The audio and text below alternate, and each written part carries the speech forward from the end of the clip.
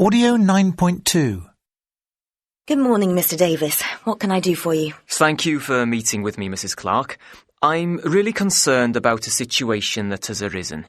I represent an organisation called Green Concern, and we're seriously worried about a site known locally as the Kasani site. There is serious water and soil contamination.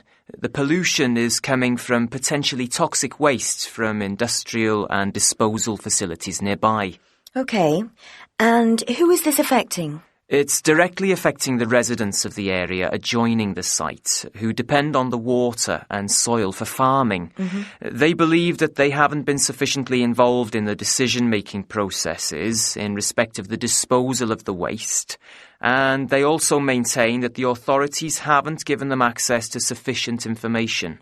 And your organisation is representing the farmers? That's right. We believe that the polluter pays principle laid down in EU Directive 35 of 2004 has been infringed. There's also the matter of provision for public participation under EU Directive 4 of 2003, as well as access to justice in environmental matters under EU Directive 35 of 2003. You certainly know your directives. Well, we've got certain experience in this field, but we really need some legal advice from an environmental lawyer like yourself. Could you advise us on what course of action we should take? Right. Well, there are a number of issues here to start off with. Firstly, the polluter pays principle is what it says. It's a principle or a framework for principles guiding the community environmental policy. It doesn't have a legal basis that can be invoked for action, and it can't be used as a basis for determining or deciding non-compliance. Surely there's something we can do. Well, the principle does form the basis of the Environmental Liability Directive. The main objective of this is to prevent imminent damage and to restore damage already caused. I'd need dates and some more information in relation to the contamination.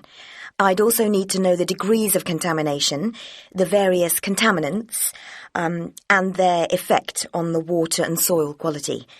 The dates and times are important because the Environmental Liability Directive doesn't apply to damage caused by an event happening before the 30th of April 2007, or damage caused after the 30th of April 2007 that is a result of an event that took place before that date. Well, on that, I can tell you that this has been going on for a long time. I'm not too sure, but going on memory, I think it started in or around 2001 or 2002.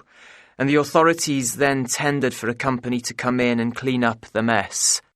Okay, those dates are critical, and I'd need more information before being able to advise. Can I ask you why nothing was done about legal proceedings until now? We only became aware of this when some farmers came to us because their animals were getting sick, and they asked us to take a look at the situation. Basically, the farmers couldn't afford to take the matter to court before. If they'd failed, they'd have had to pay costs.